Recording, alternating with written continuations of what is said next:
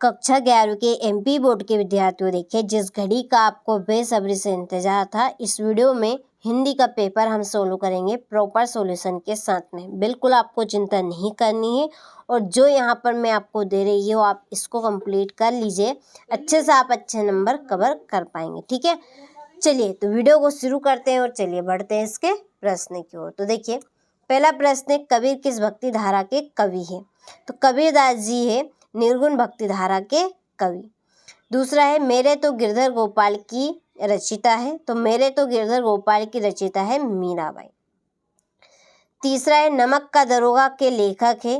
तो नमक का दरोगा के लेखक है प्रेमचंद्र जी। ठीक है, चौथा है, विदाई संभाषण किस विधा की रचना है? तो ये आपकी व्यंग्यात्मक निबंध की। ठीक है, और चौथा पांचवा है, संचार का सबसे व्यापक आधुनिक माध्यम है। तो इंटरनेट है। ठीक है, और छठा है, श्रृंगार रस का स्थायी भाव है। तो श्रृंगार रस का स्थायी भाव है रति। ठीक हो गया। इसके बाद में देखिए अगला क्वेश्चन है हमारा, रिक्त स्थानों की पूर्ति कीजिए। पहला, कबीर ने खालिस्तान भाषा में अपने पद लिखे। तो संधु ककड़ी भाषा में। दूसरा, मीरा के आराध्य खालिस्तान है श्री कृष्ण। तीसरा, नमक का दरोगा कहानी के लेखक खालिस्तान है प्रेमचंद्र। अप्पू के साथ 2.5 साल के लेखक खालिस्तान है सत्यजीत राय। शब्द शक्ति के खालिस्तान प्रमुख प्रकार होते हैं। तो 3 प्रकार। और छठा है, रस का स्थायी भाव खालिस्तान कहलाता है आनंद रूप। ठीक है, यहाँ से आप स्क्रीनशॉट लेकर इन प्रश्नों को कंप्लीट करें। चलिए आगे बढ़ते हैं अगले प्रश्न की ओर। सत्य सत्य लिखिए। पहला है, कबीर निर्गुण भक्ति धारा के कवि है। तो ये सत्य है। दूसरा, मीरा कृष्ण की अनन्य भक्त थी। ये भी सत्य है। तीसरा, मियां नसरुद्दीन के लेखक प्रेमचंद्र है। तो असत्य है। मियां नसरुद्दीन लेखक है कृष्णा सोबती। कौन है? कृष्णा सोबती। विदाई संभाषण बाल मुकुंद गुप्त की रचना है। सत्य है ये भी। पांचवा, विज्ञापन का उद्देश्य केवल मनोरंजन करना है। तो ये आपका असत्य है। और छठा है, शब्द गुण काव्य की अभिव्यक्ति को प्रभावशाली बनाते हैं। तो ये भी आपका सत्य है। ठीक है, चलिए यहाँ से स्क्रीनशॉट लेकर कंप्लीट करें। इसके बाद में हमारा क्वेश्चन नंबर 4, सही जोड़ी मिलाइए। पहली है कबीर। कबीर की जोड़ी है निर्गुण भक्ति। मीराबाई है मीराबाई कृष्ण भक्ति। ठीक है, मीराबाई कृष्ण भक्ति करती थी। प्रेमचंद्र नमक का दरोगा। कृष्णा सोबती मियां नसरुद्दीन।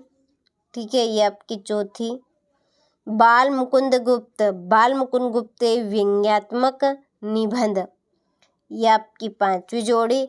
सत्यजीत राय अप्पू के साथ 2.5 साल, ये 6ठी। और इसी के सामने लता मंगेशकर गायन, ये आपकी 7वीं जोड़ी। ठीक है, चलिए यहाँ से आप स्क्रीनशॉट लेकर इनको कंप्लीट करें। हो गई आपकी जोड़ी। एक वाक्य में उत्तर दीजिए। ये क्वेश्चन नंबर 5 है। पहला आप देखिए, कबीर के अनुसार ईश्वर कहाँ विद्यमान है? तो कबीर के अनुसार ईश्वर संसार के कण कण यानी कि हर जीव के हृदय में विद्यमान है।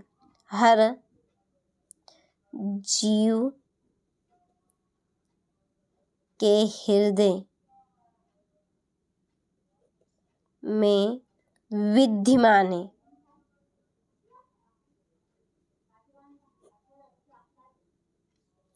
ठीक है, मीरा ने कृष्ण को किस रूप में स्वीकार किया? पति के रूप में। नमक का दरोगा कहानी में वंशीधर किस पद पर नियुक्त हुए? तो नमक का दरोगा, ठीक है, दरोगा पद पर वो नियुक्त हुए थे। मियां नसरुद्दीन किस कला के लिए प्रसिद्ध थे? तो 56 प्रकार की रोटियां बनाने के लिए। 56 प्रकार की रोटियां बनाने में, ठीक है। चलिए, जनसंचार से क्या से ये, इसके बाद में शब्द शक्ति किसे कहते हैं और भाव पल्लवन का उद्देश्य क्या है, ठीक है। तो चलिए इनके आंसर हम देखते हैं। तो देखिए, इनके आंसर आप यहाँ से स्क्रीनशॉट ले, ठीक है, हो गए। चलिए आगे बढ़ते हैं अगले प्रश्न की ओर। देखिए, अब हमारा छठा प्रश्न है, ठीक है। यहाँ से आपके 2 नंबर वाले प्रश्न शुरू होते हैं। देखिए, नई कविता की 2 विशेषताएं लिखिए। 7वां, कवि ने ईश्वर को एक मानने की बात किस प्रकार कही है। 8वां, नमक का दरोगा कहानी का मुख्य उद्देश्य। अप्पू के साथ 2.5 साल में फिल्म निर्माण से संबंधित कौन सी कठिनाइयाँ सामने आई। 10वां, काव्य के प्रबंध और मुक्तक रूपों में अंतर आपको बताना है। शब्द शक्ति के प्रकार आपको देने हैं। विज्ञापन लेखन की 2 विशेषताएं बतानी है, ठीक है। जनसंचार माध्यमों के कोई 2 उदाहरण लिखिए और उनका उपयोग बताना है। ये आपका 14वां, भाव पल्लवन से क्या आशय है, ठीक है। 15वां प्रश्न। इसके बाद में आप देखिए, हमारा 16वां प्रश्न है, भक्ति काल को हिंदी साहित्य का स्वर्ण युग क्यों कहा जाता है। कबीर अथवा मीराबाई का काव्यगत परिचय निम्न बिंदुओं के आधार पर आपको देना है। उनकी 2 रचनाएं, भाव पक्ष और कला पक्ष और साहित्य में स्थान।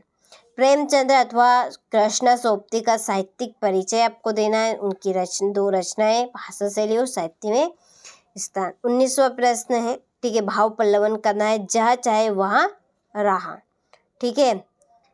चलिए, 20वें प्रश्न में है, व्याख्या करनी है, संदर्भ प्रसंग, ठीक है, इसकी व्याख्या करनी है। 21वें प्रश्न में भी व्याख्या, इसका संदर्भ प्रसंग व्याख्या करनी है, इसकी भी। 22वां प्रश्न है, विद्यालय में ध्वनि विस्तारक यंत्रों के अत्यधिक प्रयोग पर रोक लगाने हेतु प्राचार्य को आवेदन पत्र आपको देना है। और लास्ट